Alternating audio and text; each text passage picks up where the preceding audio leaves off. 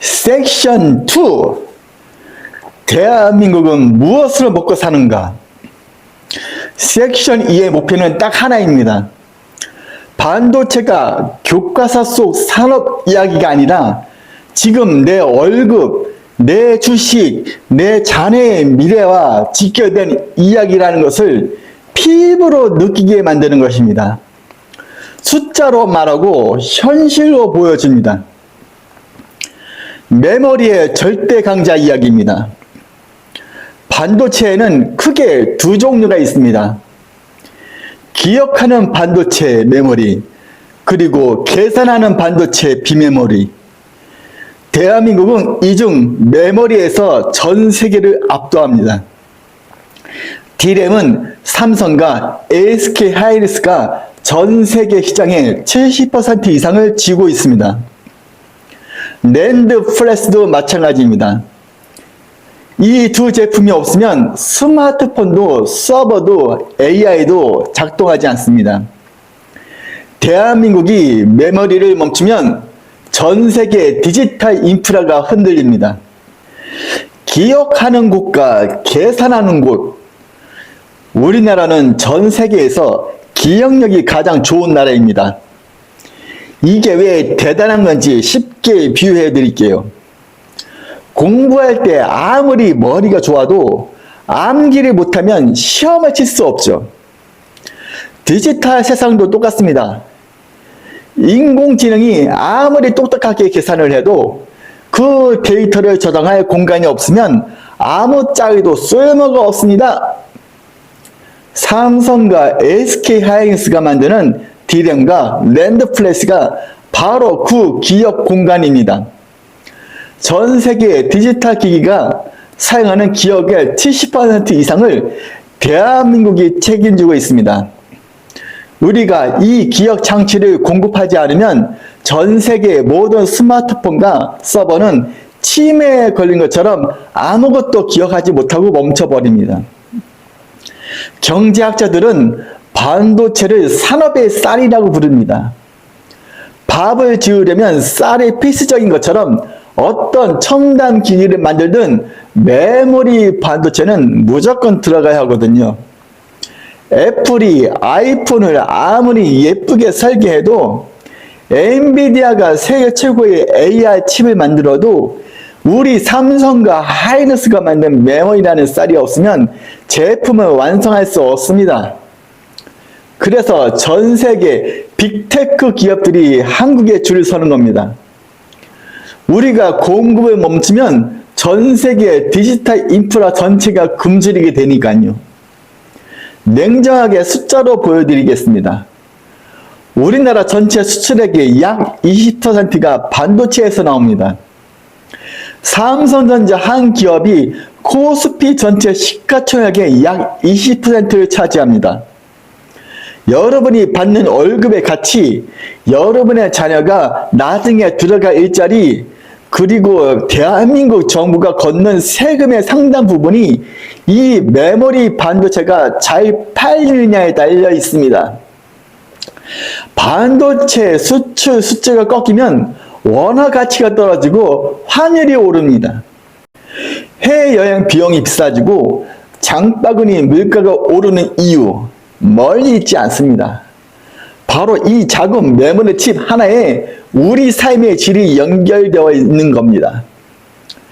대한민국은 지금 전 세계 디지털 영토의 70%를 지배하고 있는 메모리 제국입니다. 하지만 이 1등 자리가 영원할까요? 우리가 이 기억의 주도권을 놓치는 순간 대한민국은 그저 남들이 설계한 기계나 조립해주는 하청 기지로 전락할 수도 있습니다. 이것이 우리가 삼성의 실적에 1위 하는 것을 넘어 메모리 반도체의 초격차에 목숨을 걸어야 하는 진짜 이유입니다. 메모리 투자 이렇게 보시면 됩니다. 이 파트는 딱 두 가지만 보시면 됩니다. 지금 쌀값이 오르고 있느냐 내리고 있느냐, 그리고 우리 쌀이 평범한 쌀이냐 프리미엄 쌀이냐, 가격 사이클가 제품 고부가화 이 두 가지가 메모리 투자의 전부입니다. 뉴스 볼 때는 이렇게 구분하세요. D램과 랜드 고정 거래가가 반등하기 시작했다는 뉴스가 나오면 쌀값이 오르기 시작했다는 신호입니다. 실적 발표 1분기에서 2분기 전에 주가가 먼저 튀어오르는 핵심 지표입니다. 반대로 재고 일수가 급증하고 있다는 뉴스가 나오면 창고에 쌀이 쌓여서 썩기 시작한다는 뜻입니다. 가장 무서운 하락 신호입니다. 엔비디아의 최신 HBM을 독점 공급한다는 뉴스가 나오면 초격차 뉴스입니다. 2026년 현재 이 한 줄이 주가를 통째로 바꿔놓을 수도 있습니다. 반면 중국 기업 CXMT가 쌍값의 범용 메모리를 밀어내기 시작했다는 뉴스는 조용하지만 무섭게 수익성을 갈아먹는 악재입니다. 주요 업체들이 전략적으로 감산한다는 뉴스는 역설적으로 주가에는 바닥 신호로 작용합니다. 공급을 줄여 가격을 방어하겠다는 뜻이니까요. 반대로 서로 죽자고 공장을 늘리는 치킨 게임 뉴스가 나오면 공멸의 길로 접어드는 신호입니다. 그러면 이 메모리 제국에서 누가 뭘 하는지 보겠습니다. 해외부터입니다. 마이크론은 삼성, 하이닉스와 함께 메모리 3강을 형성합니다.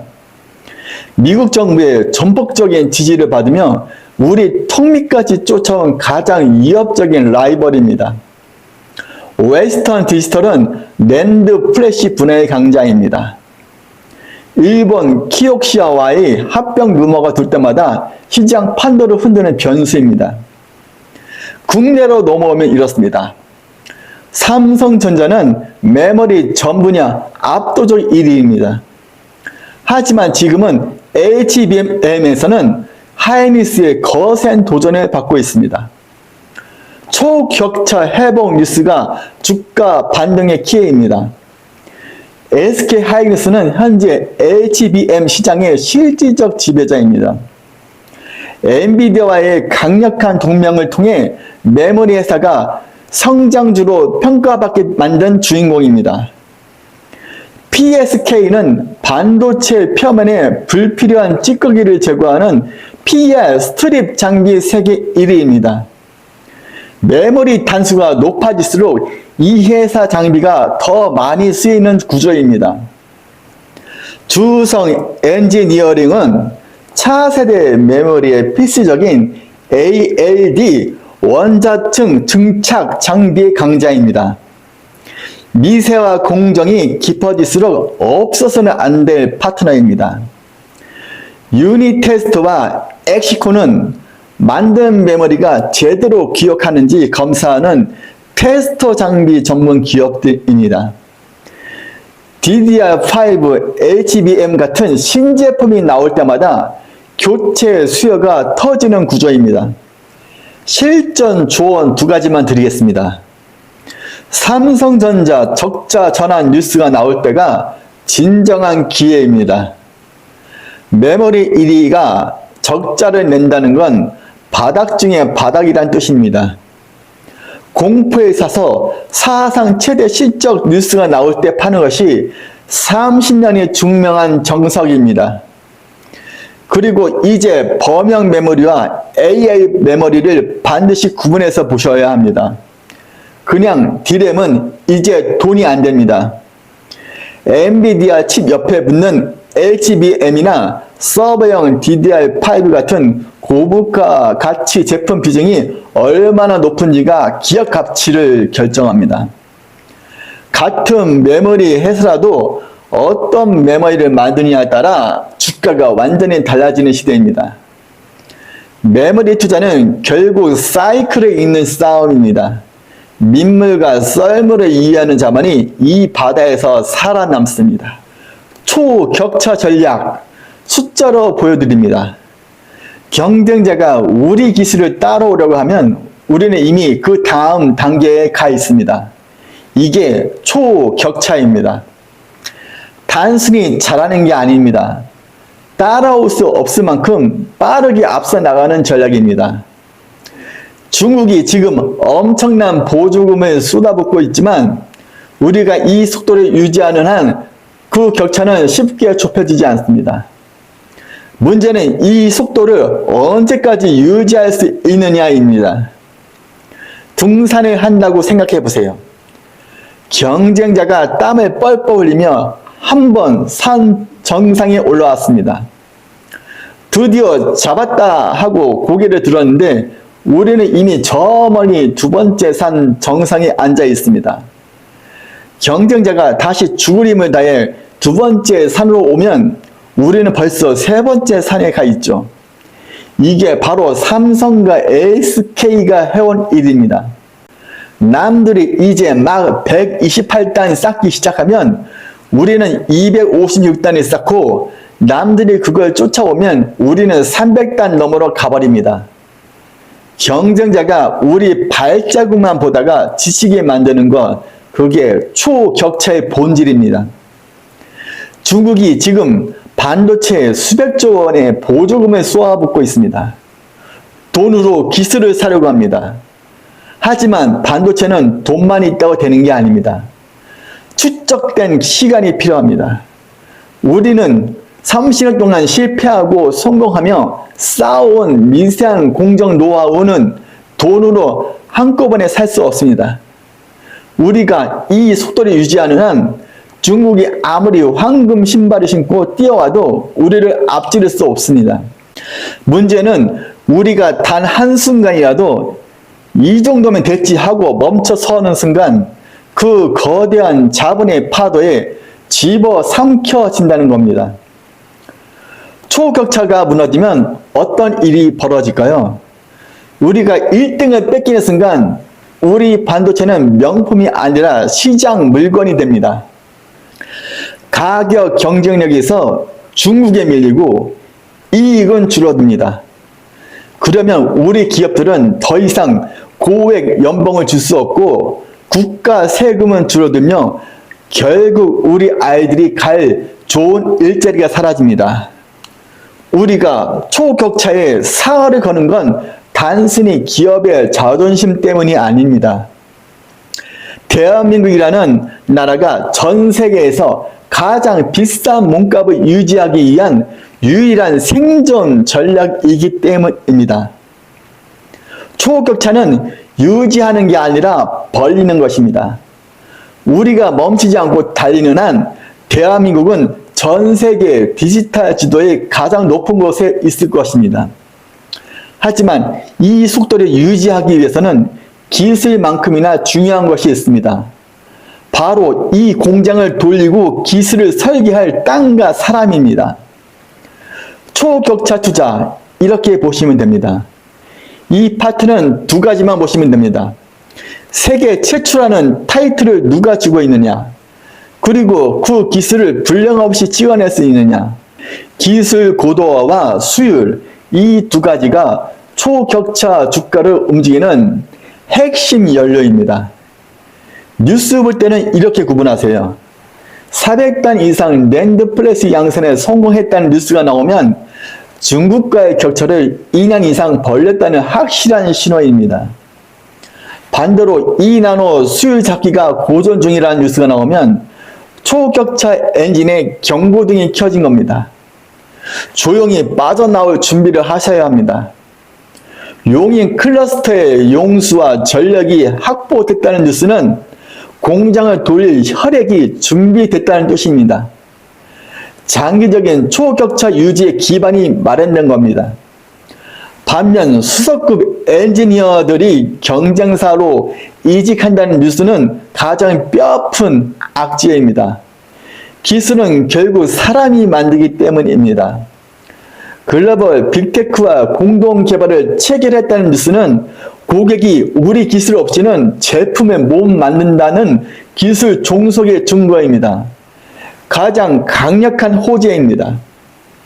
반대로 중국이 보조금을 앞세워 범용 시장을 잠식하고 있다는 뉴스가 나오면 돈줄이 되는 하위 시장의 기초 체력이 조금씩 약해지고 있다는 신호입니다.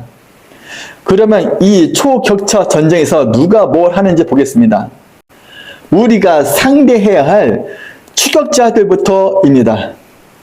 YMTC는 중국의 거대 자본을 등에업고 적층 랜드에서 우리를 가장 바짝 추격하는 무서운 존재입니다.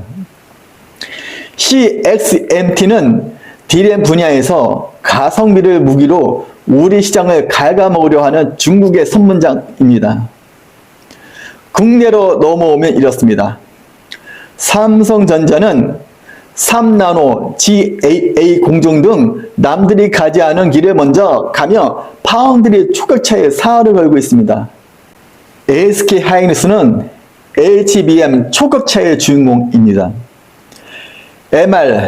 MRF라는 독보적 적층 공법으로 엔비디아의 마음을 사로잡았습니다.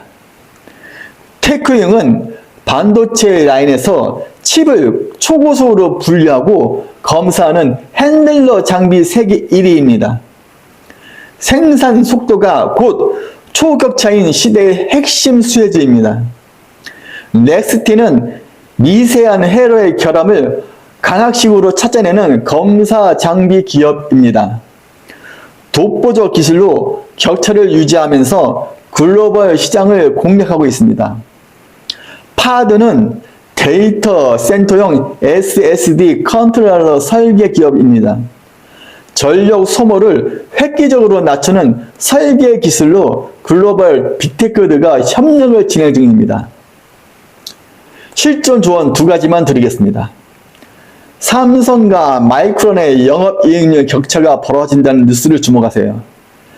기술이 비슷해 보여도 이익률이 높다는 건 공정 효율, 즉 수율이 압도적이라는 뜻입니다. 숫자로 증명되는 진짜 초격차입니다. 그리고 특허 소송 뉴스를 악질러 보지 마세요. 우리가 경쟁사를 상대로 특허 소송을 건다는 건 저들이 우리 기술을 훔치지 않고는 제품을 못 만들 정도로 격차가 벌어졌다는 반증입니다. 소송 뉴스가 나오는 순간이 오히려 매수를 검토할 타이밍입니다.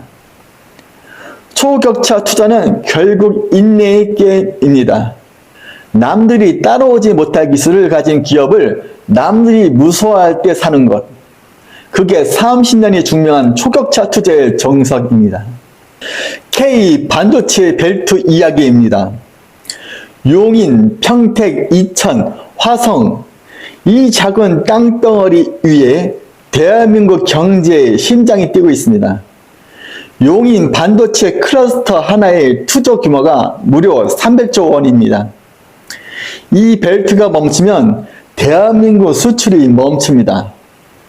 국가 명운이 이 몇십 킬로미터 안에 걸려 있습니다. 지도를 한번 보세요. 이 이름들을 그냥 도시 이름으로 보지 마세요. 이 좁은 땅덩어리가 사실은 대한민국이라는 몸을 움직이는 거대한 심장입니다.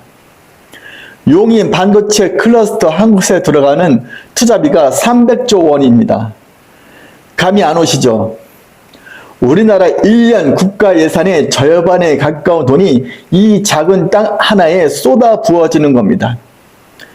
대한민국이라는 거대한 배를 움직이는 초대형 엔진을 이 벨트 위에 만들고 있는 겁니다.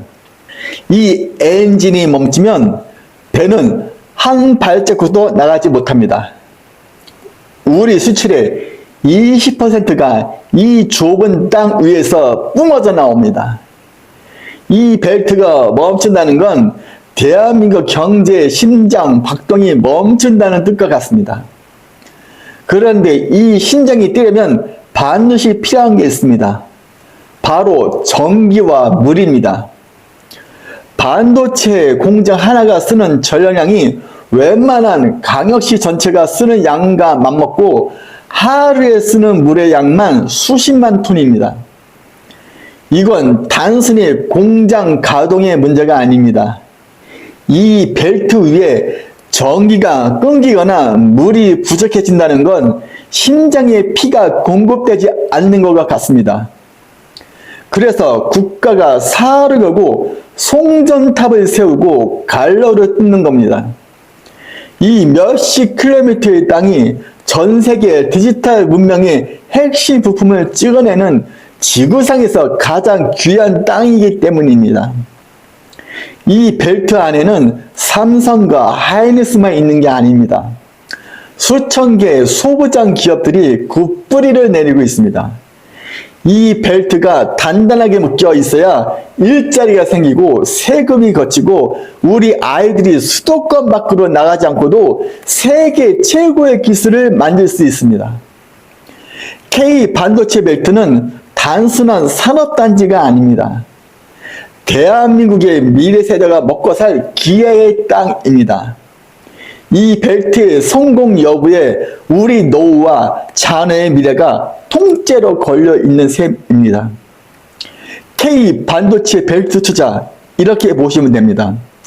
이 파트는 딱 두 가지만 보시면 됩니다.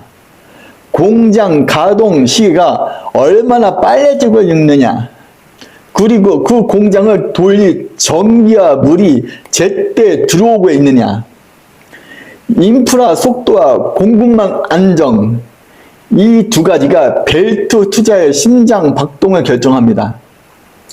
뉴스 볼 때는 이렇게 구문하세요.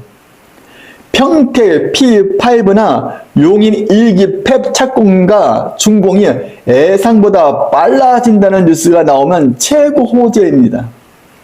2026년 현재 SK하이닉스 용인 1기 펩 투자가 31조 원으로 확대되며 속도를 내고 있습니다.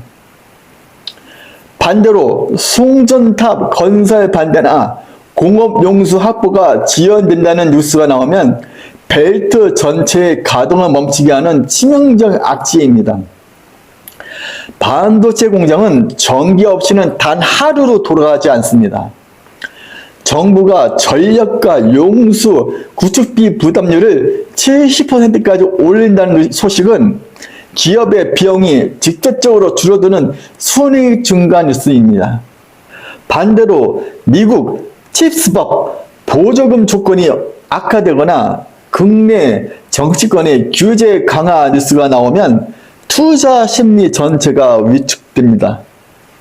하이닉스가 사상 최대 실적을 내며 파격 성과금을 지급한다는 뉴스는 벨트 전체에 온기가 돌고 있다는 증거입니다. 돈이 돌면 벨트 안에 소부장 기업들도 함께 웃습니다. 반대로 벨트는 커지는데 물건이 안 팔린다는 뉴스가 나오면 과잉 투자 논란이 생기며 주가가 조정을 받습니다. 그러면 이 벨트에서 누가 뭘 하는지 보겠습니다. 벨트의 대장주부터입니다. 삼성전자는 평택 P5 라인 가동을 앞당기고 용인 국가산단에 360조 원을 투입해 6개의 팹을 짓는 벨트의 설계자입니다. SK하이닉스는 용인 클러스터에 21조 원을 추가 투입해 HBM 전용 생산 기지를 만들고 있습니다. AI 메모리의 중심축입니다. 벨트를 채우는 소부장 수혜주입니다. 한미반도체는 HBM 제조 필수 장비인 TC 본더의 제약입니다. 벨트 내 HBM 생산량이 늘수록 주가는 비례해서 움직입니다. 이오 테크닉스와 파커 시스템스는 용인과 평택 신규 라인에 레이저 및 검사 장비를 공급하는 핵심 파트너입니다. 워닝 IPS와 주성 엔지니어링은 신규 팹 건설 시 가장 대규모로 들어가는 증착 장비를 만듭니다. 공장 착공 뉴스가 나올 때 가장 먼저 주목해야 할 종목들입니다. 동진 세미캠과 솔블레이는 벨트가 가동되는 한 매일 소비되어야 하는 식재료, 즉 소재 기업들입니다. 공장 가동률이 올라갈수록 조용히 이익이 쌓입니다. 숨은 수혜주도 있습니다. LS 에코에너지와 LS 에릭스는 반도체 벨트의 필수적인 초고압 케이블과 전력 인프라를 구축합니다. 벨트 성장의 수혜를 조용히 받고 있는 기업들입니다. 신성 ELG는 반도체 공장에 청정 환경을 만드는 클린룸 설비의 강자입니다. 공장을 지을 때 무조건 들어가는 기업입니다. 실전 조언 2가지만 드리겠습니다. 착공 및 장비 발주 뉴스가 나오는 단계에서는 한미반도체, 워닝 IPS 같은 장비주가 먼저 튑니다. 공장을 짓고 기계를 채워야 하니까요. 이때 장비주를 선침해하는 것이 첫 번째 타이밍입니다. 가동, 시장 및 수요 확보 뉴스가 나오면 그때부터 동진 세미켄, TCK 같은 소자 부품주로 눈을 돌리세요. 공장이 돌아가는 내내 매일 돈을 벌어오는 건 이들이기 때문입니다. 장비는 한 번 팔면 끝이지만 소재는 공장이 멈추지 않는 한 영원히 팔립니다. 벨트 투자는 결국 타이밍의 예술입니다. 착공에서 소재로 이 2단계의 전환을 읽는 자가 벨트의 진짜 수익을 가져갑니다. 지도를 다시 보세요. 용인에서 평택으로 이어지는 저 선이 끊어지는 날 대한민국의 번영도 멈춥니다. 하지만 아무리 좋은 땅과 기회가 있어도 결국 그 안에서 숨쉬며 기술을 만드는 건 사람입니다. 전 세계가 탐내는 대한민국의 진짜 보물, 전문 인력 전쟁 이야기로 넘어가 보겠습니다.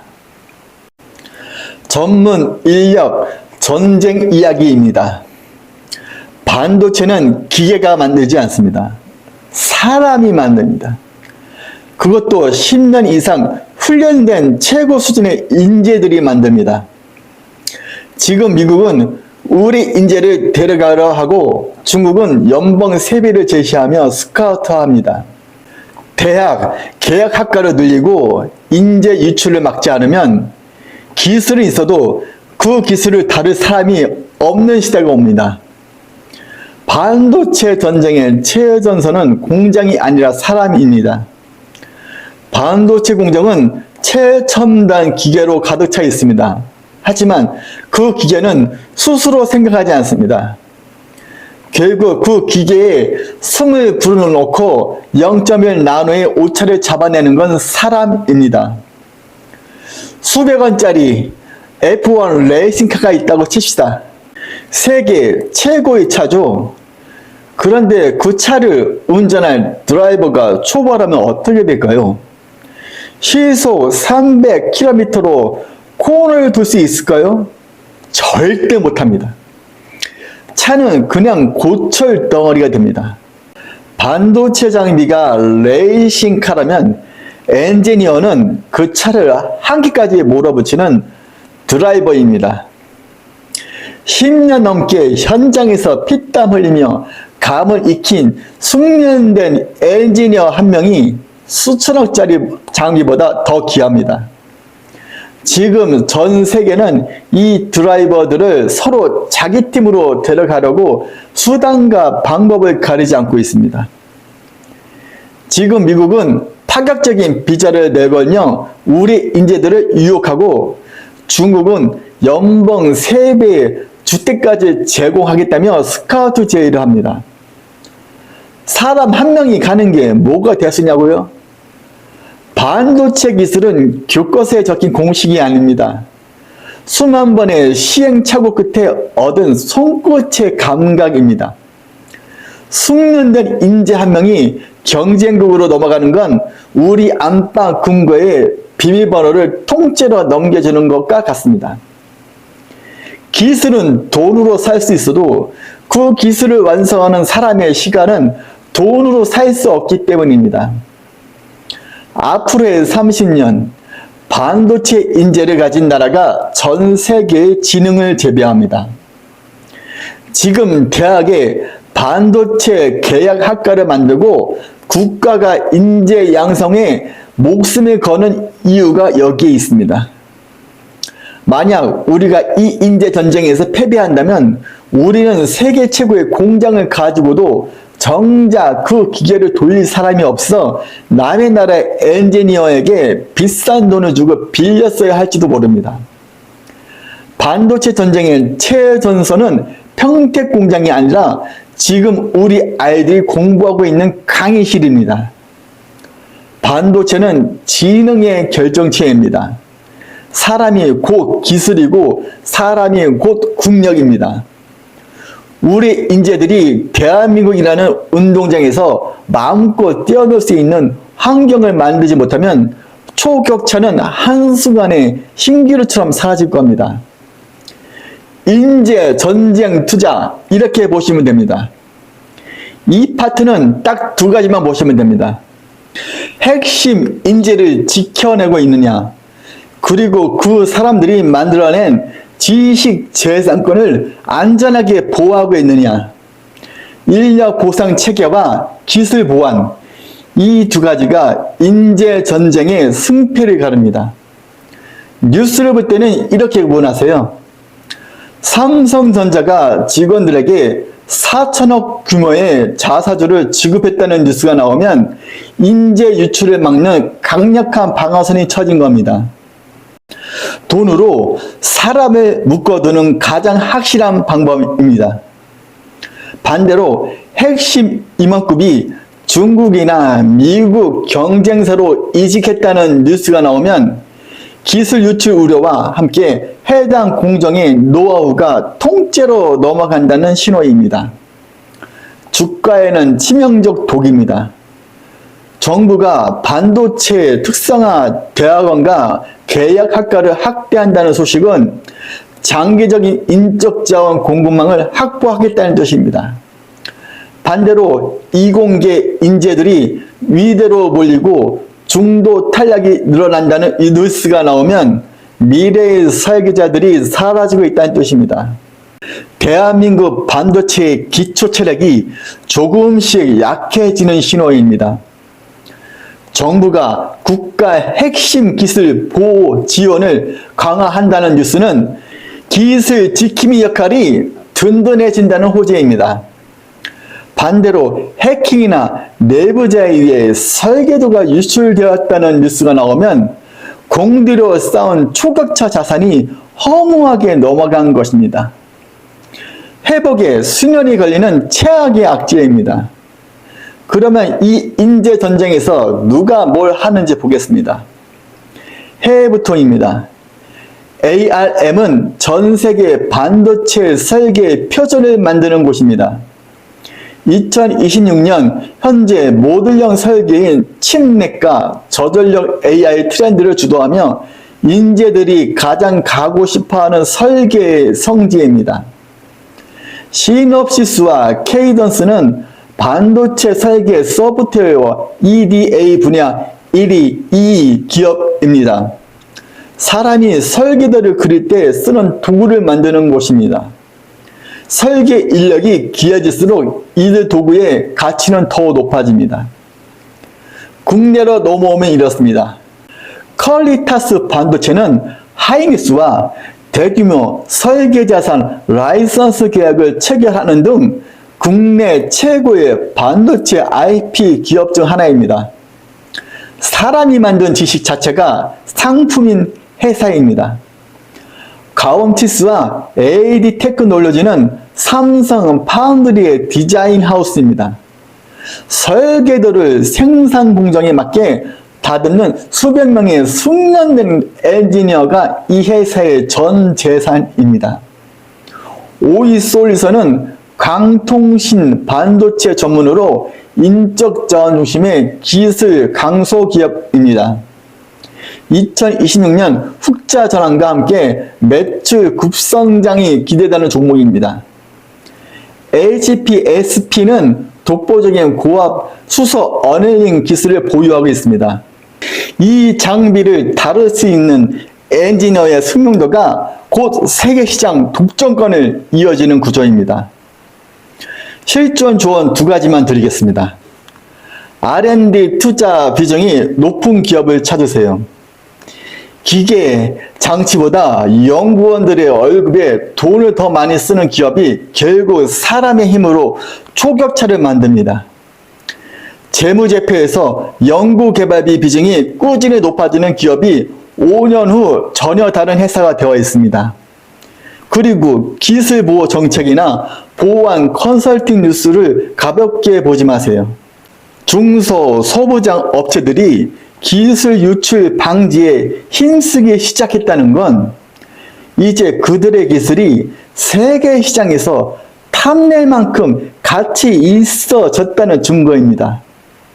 누군가 훔치려 한다는 건 그만큼 값어치가 생겼다는 뜻입니다. 인재 전쟁 투자는 결국 무형 자산을 보는 눈입니다. 눈에 보이는 공장이 아니라 눈에 보이지 않는 사람의 머릿속에 있는 기술을 먼저 알아보는 자가 이 전쟁의 진짜 승자입니다. 수출 지표 읽기입니다. 숫자를 내 돈과 연계하는 이야기입니다. 매달 1일 산업통상자원부가 반도체 수출 실적을 발표합니다. 이 숫자 하나가 그날 코스피를 움직이고 원달러 환율을 흔듭니다. 반도체 수출이 늘면 원화가 강해지고 줄면 원화가 약해집니다.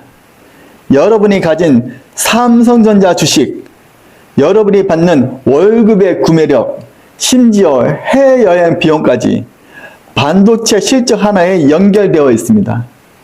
그저 먼 나라 이야기처럼 들리셨나요? 아닙니다.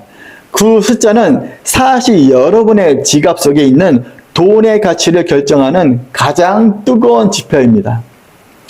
대한민국을 하나의 커다란 가전제품 매장이라고 생각해 보세요. 그 매장에서 가장 비싸고 잘 팔리는 물건이 바로 반도체입니다. 매달 1일 발표되는 실적은 이 매장의 월간 결산 보고서입니다. 반도체가 잘 팔려서 달러가 가게 안으로 쏟아져 들어오면 가게 주인인 대한민국의 주머니가 두둑해집니다. 반대로 반도체가 안 팔리면 가게 전체가 불황에 빠집니다.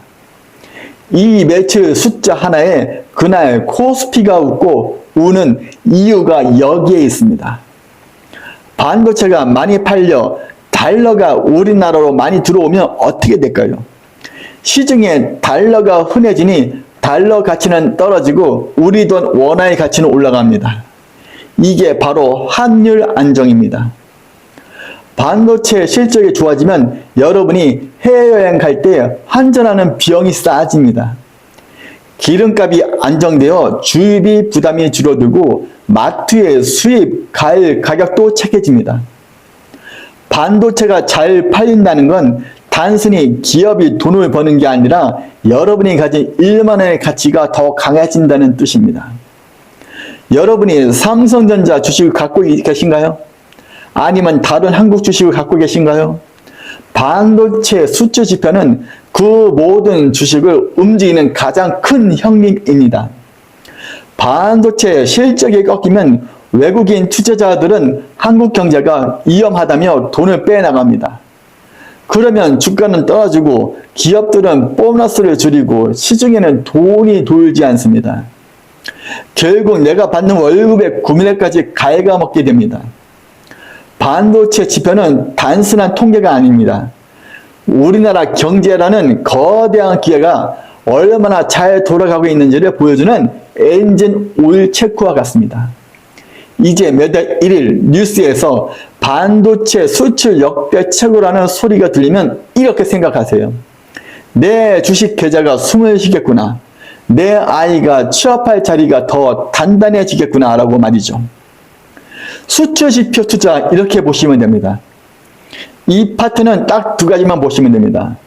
얼마나 많이 팔렸느냐 보다 얼마나 비싸게 팔렸느냐, 그리고 그 달러가 제대로 우리 손에 들어오고 있느냐, 수출 규모와 수출 단가, 이 두 가지가 매달 1일 발표되는 성적표의 진짜 핵심입니다. 뉴스 볼 때는 이렇게 구분하세요. 월간 반도체 수출이 200억 달러를 돌파했다는 뉴스가 나오면 대한민국 매장이 대박 났다는 신호입니다. 2026년 2개월 연속으로 달성한 대기록으로 코스피의 강력한 우군이 됩니다.